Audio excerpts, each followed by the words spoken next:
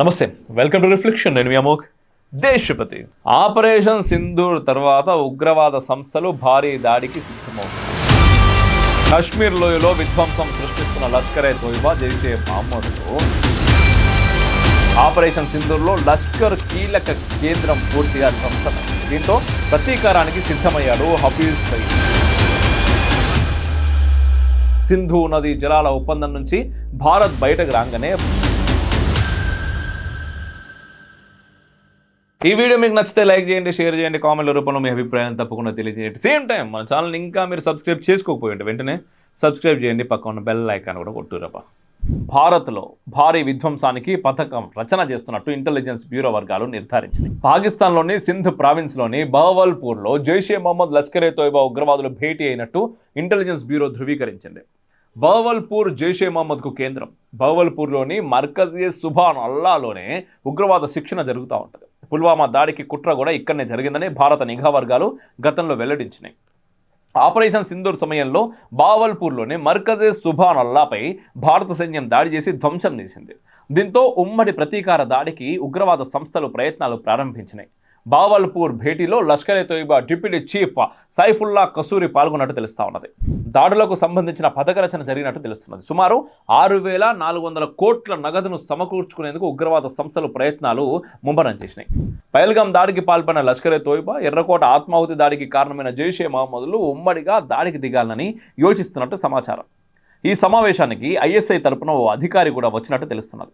Operation సింధూర్లో మొత్తం 9 ఉగ్రవాద సంస్థలు తీవ్రంగా దెబ్బతిన్నాయి. ప్రధానంగా జైషే మహమ్మద్, లష్కర్ తోయిబా, హిజ్బుల్లా ముజాహిదీన్ల ఆయుధాగారం ధ్వంసమైపోయింది.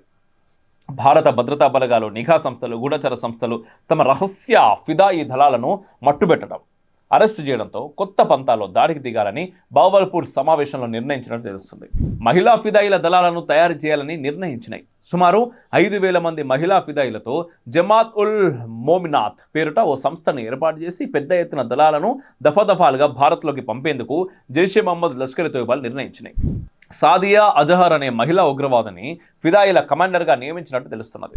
సాదియా అజహర్ మసూద్ అజర్కు స్వయాన సోదరి. సాదియా అజర్ భర్త యూసుఫ్ అజర్ను భారత సైన్యం ఆపరేషన్ సింధూర్లో మట్టుబెట్టింది. అక్టోబర్లోనే ఇందుకు సంబంధించిన నిర్ణయం జరిగినట్టు తెలుస్తున్నది. పాక్ ప్రభుత్వం ఆర్థిక సహకారం అందించేందుకు దాదాపు సిద్ధమైనట్టు నిఘా వర్గాల భోగట్ట.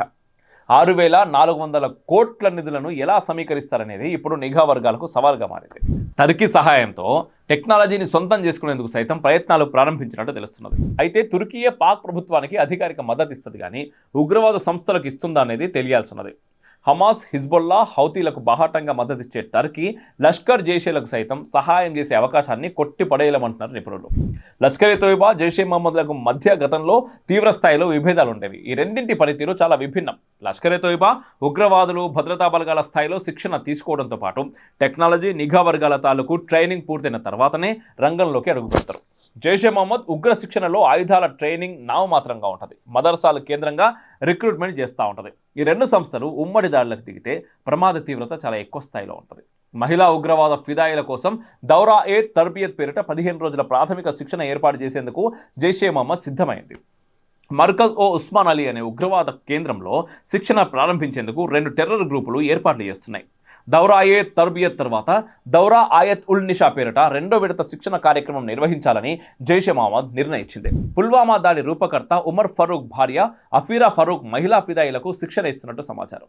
ఉగ్రవాదుల మహిళా బ్రిగేడ్ మన దేశంలోకి ప్రవేశిస్తే వాటిని పసిగట్టడం చాలా పెద్ద సవాలు అంటున్నారు భద్రతా నిపుణులు.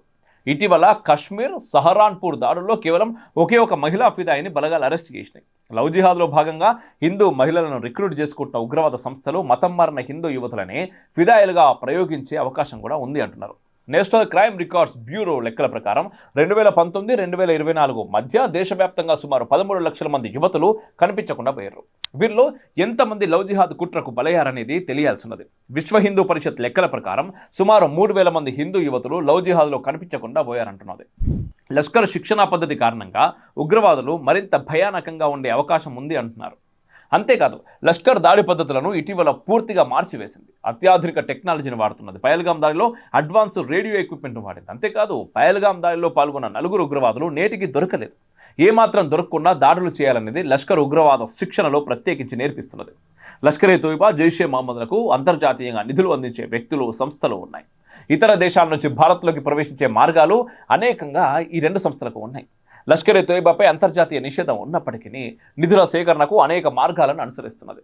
సింధ్ ప్రావిన్స్లో గుర్తు తెలియని వ్యక్తుల చేతిలో హతమైన అబూ సైఫుల్లా ఖలీద్ మరణం తర్వాత నిధుల సేకరణకు సైఫుల్లా కసూరిని నియమించినట్టు తెలుస్తున్నది. నాగపూర్ ఆర్ఎస్ఎస్ కార్యాలయం మీద జరిగిన బాంబు దాడి వెనుక అబూ సైఫుల్లా ఖలీద్ ఉన్నట్టు భారత నిఘా వర్గాలు గుర్తించిన కొద్ది రోజులకే సింధ్ ప్రావిన్స్లో హత్యకు గురయ్యాడు.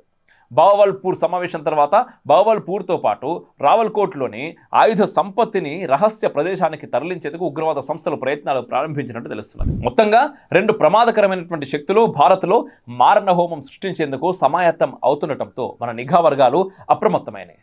వాళ్ళే కాదు, మనం కూడా అప్రమత్తం అవ్వాలి. మనం మాత్రమే కాదు, మన చుట్టూ ఏం జరుగుతుందో ప్రతి క్షణం చూడాలి. జై హింద్, మేరా భారత్ మహాన్.